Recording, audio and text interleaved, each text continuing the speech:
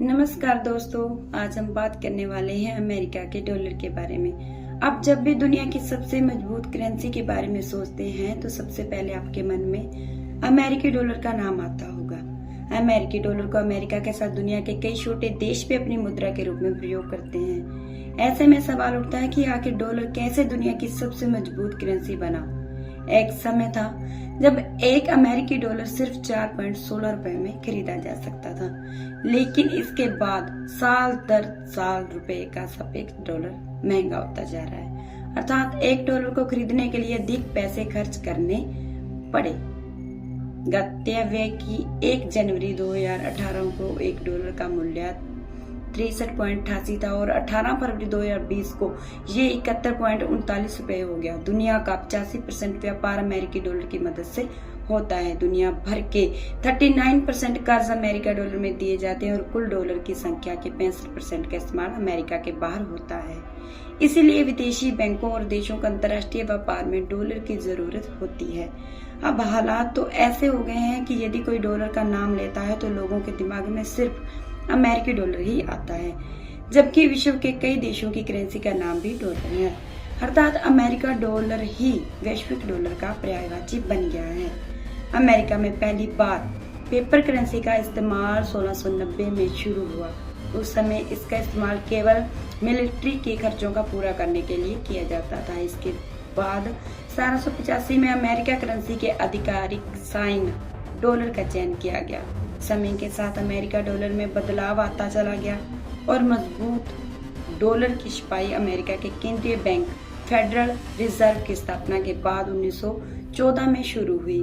Federal reserve act जरिए 1913 में federal reserve bank की स्थापना हुई थी। इससे पहले अलग अलग बैंक की ओर से इश्यू किए गए बैंक नोट से ही अमेरिका में मॉनेटरी सिस्टम चलता था। 1913 वही साल था जब अमेरिका ब्रिटेन को पछाड़कर दुनिया की नंबर 1 अर्थव्यवस्था बन गया था। हालांकि इस दौरान भी अब ब्रिटेन का दुनिया के कारोबार में बोलबाला था और ब्रिटिश पाउंड में ही ज्यादातर कारोबार होता था। इस समय ज्यादातर देश गोल्ड स्टैंडर्ड के जरिए अपनी करेंसी को सपोर्ट करते थे। गोल्ड स्टैंडर्ड के तहत कोई देश उतनी ही करेंसी छाप सकता था जितना उसके पास गोल्ड होता था। जब 1914 में विश्व में पहला युद्ध छिड़ा, तब बहुत से देशों ने अपने मिलिट्री के खर्चों को पूरा करने के लिए गोल्ड स्टैंडर्ड को छोड़ दिया और उनकी करेंसी की वैल्यू में गिरावट आने लगी। हालांकि ब्रिटेन ने इस दौरान गोल्ड स्टैंडर्ड को छोड़ा नहीं था। ब्रिटेन ने गोल्ड स्टैंडर्ड को आर्थिक कारणों से 1931 में छोड़ दिया, जिसने पाउंड में कारोबार करने वाले अंतर्राष्ट्रीय व्यापारियों के बैंक खातों को नष्ट कर दिया। वहीं इस दौरान कई देशों ने डॉलर के प्रभुत्व वाले यूएस बॉन्ड को खरीदना शुरू कर दिया। इसके बाद अमेरिकी डॉलर की स्वीकार्यता पाउंड से ज्यादा हो गई। वर्ल्ड वॉर सेकेंड के शुरू होते ही अमेरिका ब्रिटेन के नेतृत्व वाले अलाइड ग्रुप का मुख्य हथियारों का आपूर्तिकर्ता देश बन गया था। उन सभी देशों की ओर से अमेरिका का गोल्ड में भुगतान किया था। इसका परिणाम हुआ कि युद्ध खत्म होने तक दुनिया का ज्यादातर गोल्ड अमेरिका के हाथ में आ चुका था। इसके बाद एलाइड ग्रुप के 44 देशों के प्रतिनिधि अमेरिका के न्यू हैम्पशायर के ब्रिटेन वुड्स में मिले। इसमें एक प्रणाली पर तैयार की गई जिससे किसी भी देश को नुकसान न हो। इसमें फैसला किया गया है कि दुनिया की मुद्राओं को सोने से नहीं बल्कि अमेरिकी डॉलर से आंका जाएगा। क्योंकि ये सोने से जुड़ा हुआ था, इसे ब्रिटेन वुड्स समझौते के रूप में जाना गया।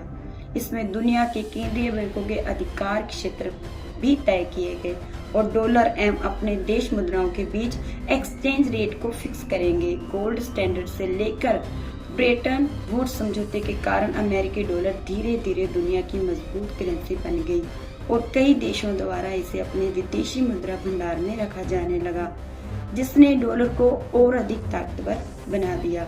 इस कारण अमेरिकी डॉलर की मांग इतनी बढ़ गई कि राष्ट्रपति रिचर्ड निक्सन को इसे पूरा करने के लिए डॉलर को गोल्ड से डीलिंग करना पड़ा। इसी कारण डॉलर में फ्लोटिंग एक्सचेंज के रेट शुरू हुआ।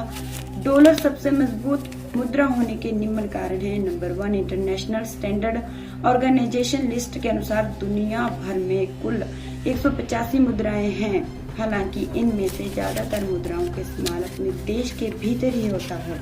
कोई भी मुद्रा दुनिया भर में किस हद तक प्रचलित है, ये उस देश की अर्थव्यवस्था और ताकत पर निर्भर करता है। जाहिर है, डॉलर की मजबूती और उसकी स्वीकार्यता अमेरिकी अर्थव्यवस्था की ताकत को दर्शाती है। नंबर 2, दुनिया का 85% व्यापार अमेरिकी डॉलर की मदद से होता है। दुनिया भर के 39% कर्ज अमेरिकी डॉलर में दिए जाते हैं और कुल डॉलर की संख्या के 65% का इस्तेमाल अमेरिका के बाहर होता है। इसलिए विदेशी बैंकों और देशों को अंतर्राष्ट्रीय व्यापार में डॉलर की जरूरत होती है।